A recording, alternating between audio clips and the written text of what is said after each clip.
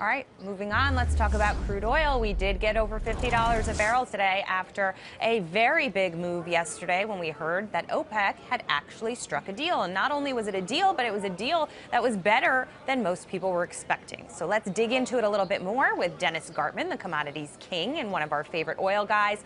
From the Gartman letter, Dennis, always great to talk to you. Thanks, Jackie. Always good to be on. So your reaction to the move that we saw yesterday and the follow-up upside move in oil today, what do you make of this deal?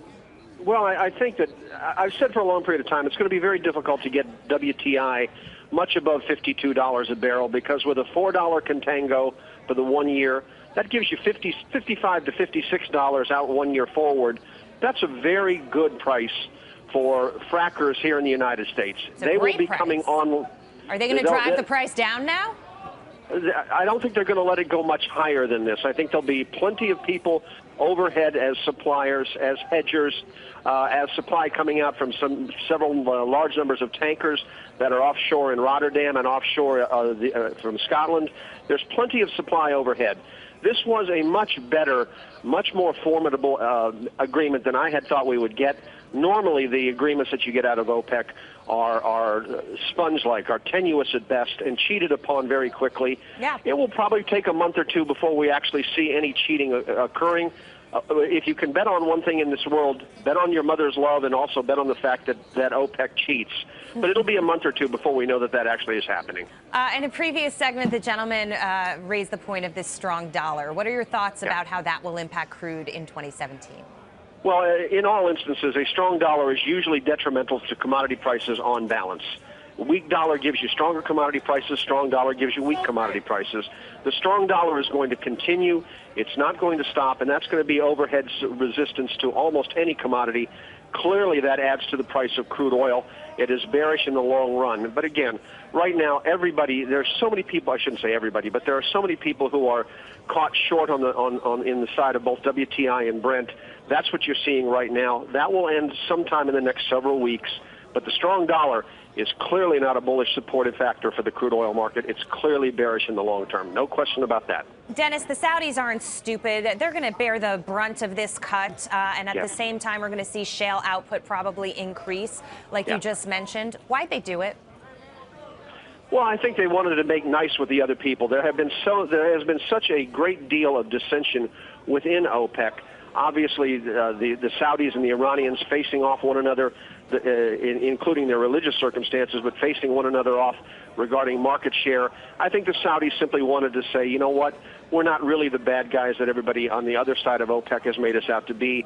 But in the long run, and I think you have to pay attention to this fact, the deputy Crown Prince has made it abundantly clear that he thinks crude oil is going to demonstrably lower prices over the course of the next 20 years, and his intention is to sell as much crude as he can and take as much market share. But for right now, they just wanted to make nice. All right, Brian's got a question here. Hey, Dennis, you're the king of commodities. The oil has moved a lot. Is this an OPEC-specific move in the price of oil, or is this now an indication that other commodities will follow and move higher? Is it more of a play on inflation, or is it just OPEC-specific? And if so, once things sort of get into balance, do oil prices then sell off below $50 a barrel? I think this is OPEC-specific. Take a look at what's happening in the other commodity markets around the world. Take a look at the screens today. Grains are all red. Livestock is all red. Things are going down, and unless the monetary authorities continue to be egregiously aggressive in expansion of reserves, higher crude oil prices put downward pressure upon other commodities at this point in time. Back in the 1970s, when you had a consistent correlative expansion of the monetary aggregates and an inflationary psychology, rising crude oil prices took gold up, took grains up, took livestock up. This is different. Look at the screens. The energy market is green. Everything else is red, and that, I think, tells you that this is OPEC-specific and nothing more than that. Dennis, Goldman Sachs saying if everybody sticks to the deal that was outlined yesterday, we're going to see $60 oil quite soon. Sure. I think that's, if everybody sticks to it, you could probably get $60 crude oil. But again, there aren't many things, Jackie, in this world that you can count upon, but you can count upon OPEC cheating. All right. Dennis Gartman, always great to have you on the program. We'll talk to you again soon. Thanks, Jackie. Meantime, Brian, you're trading crude oil for me. Dennis is saying he doesn't think everybody's going to stick to the agreement. He doesn't think there's that much more room to run here. What do you think? Well, I probably err more on the side of Goldman Sachs on this situation. I understand people could cheat, they might cheat, whatever. But when you look at the technicals over the last, let's even go back 10 years, okay? This breakout that we're seeing today, I think, is very significant. Trading above $51, we hold above this level. I'd be a buyer at $51.50. I think we can trade as high as $56.25. That would be my target. I'd put a stop down at 49 in case we're reversed. But I think if you're looking to get in this trade, I know it's already made a big move already. I think there's another 5–10% more to go to the upside, given what the cuts that they've made. That little bit of cut can really change the supply. And listen, the shale producers are not going to get in right away and start producing and having this oversupply. They're going to like some of these high prices and take advantage of it. I wanted to address something real quick here.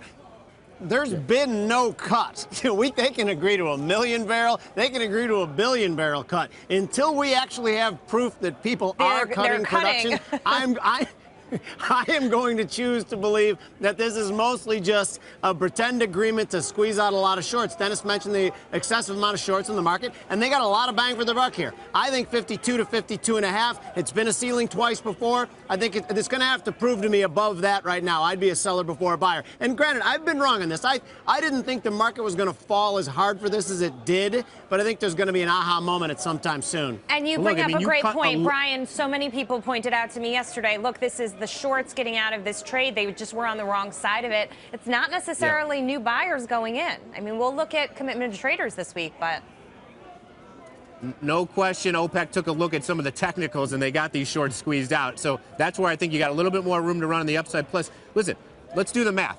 They cut a couple percent and they're going to get a 5 or 10% move up in prices. The math works out. That is more profitable for them. So they are incentivized to cut a little bit because their net profitability is going to rise. So I think they do actually go through with some of the cuts. Maybe not the full way on the $1 million plus barrel whatever they agreed upon. But I think there are some cuts you're going to start to see. I think you're going to see the price of oil trade in the mid-50s. So that's where my target is, 56.25. All right, let's get the bottom line on the crude oil trade. Brian is buying. He just made his case why. 51.50, targeting a move to 56.25. Each tick in this one is worth $10, so we're risking $2,500 to make $47.50.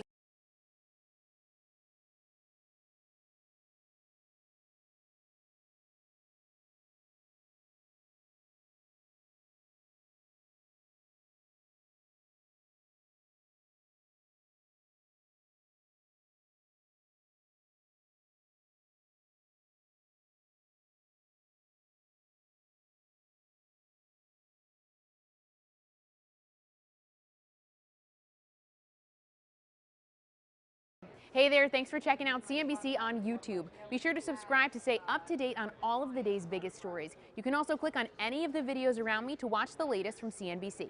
Thanks for watching.